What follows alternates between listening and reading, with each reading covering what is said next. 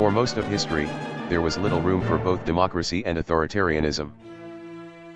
Instead, power was concentrated in the hands of local nobles and aristocrats who could simultaneously check the monarch's aspirations and deny political rights to the greater populace. Each of the four main Eurasian civilizations, Europe, the Islamic world, India, and China, inherited the aforementioned power structure from their predecessors, but thousands of years later.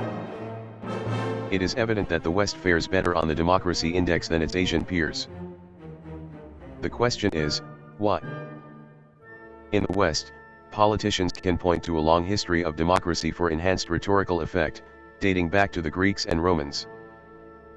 The Greeks bequeathed the idea of popular sovereignty to the West, as did the Romans with their checks and balances.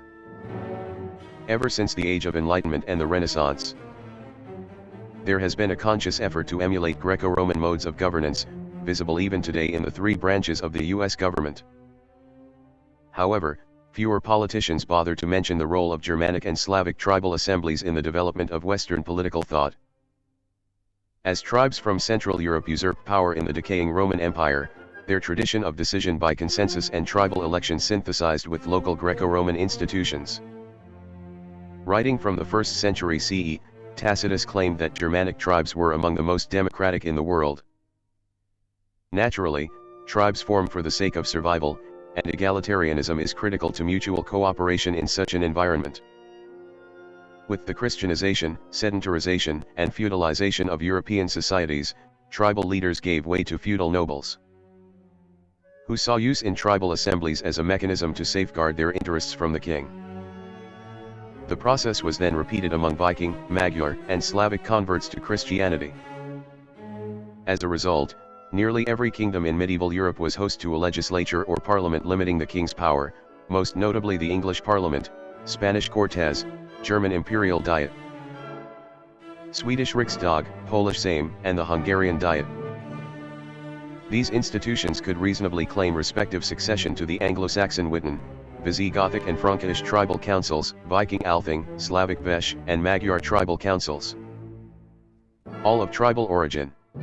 In fact, kings themselves were often elected by these institutions, further cementing his accountability to the nobles' interests.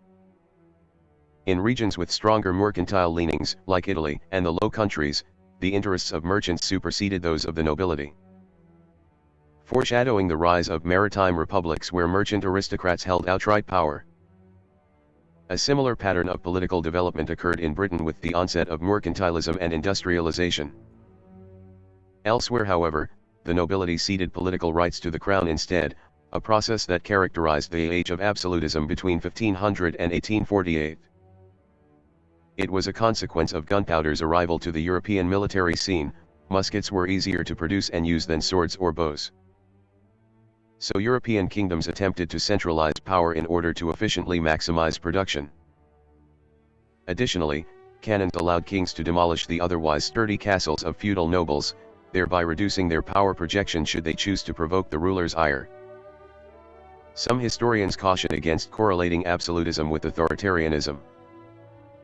Purported absolutist monarchs like Philip II of Spain and Louis XVI of France often found their decrees overruled by local judiciaries like the parliaments. While the word absolutist barely applies to parallel political developments in Germany and Poland. Nonetheless, absolutist monarchs maintained the pretension of divine right, and succeeded in the aim of centralization, at the cost of their own heads. Centralization might not correlate with authoritarianism, but it certainly did with national unity. The lower classes felt sufficiently empowered to overthrow the old feudal order and declare a levy en masse during the French Revolution, heralding the rise of the nation-state. A few other factors also contributed to this development. Enlightenment-era ideals of constitutionalism, secularism, and humanism, and the property rights won by merchants after the Black Death and mercantilist age. Feudal nobles, distraught at the reduced labor pool left by the Black Death, acquiesced to the demand of expanded rights from merchants and peasants. The contract established the foundation for rule of law. Kings themselves knew fully well of such a concept ever since the Magna Carta of 1215.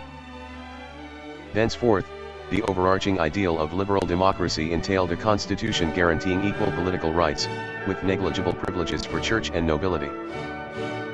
and rule of law to ensure public accountability. For the next 2 centuries, nationalists and liberals allied with each other to push for popular sovereignty, and though their relationship was not always amicable. Today's nation-states in the West are virtually synonymous with liberal democracies.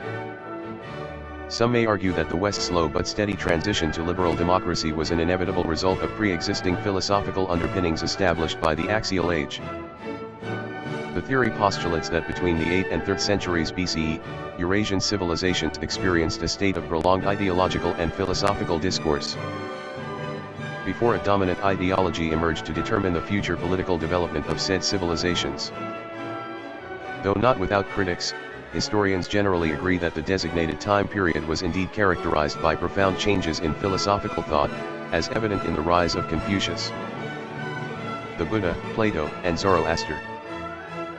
In the West, the Middle East, and India, democratic republics coexisted alongside monarchies and oligarchies, ushering in an environment suitable to open debate and the exchange of differing ideas.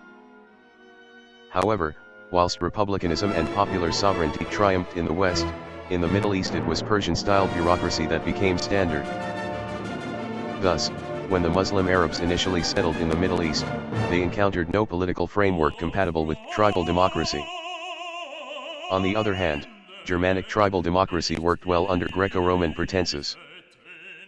Despite the late empire's authoritarian shift, emperors still posed as a first citizen accountable to public opinion.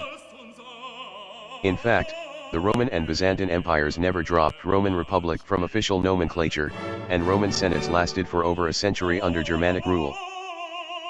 Moreover, the title emperor or imperator initially denoted nothing more than a military commander.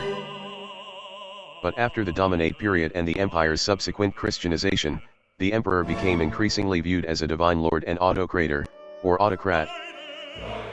Though the Western Empire fell before true autocracy could be realized, in the Eastern Empire the emperor embraced his role as autocrat, so long as he retained the backing of a notoriously complex civil bureaucracy. Consequently, Orthodox societies came to be identified with autocracy and state control of the Church.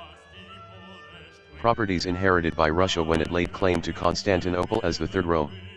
Russia's relationship to Byzantium would likewise be mirrored by the Arab interactions with the local populace in former Byzantine as well as Persian territories.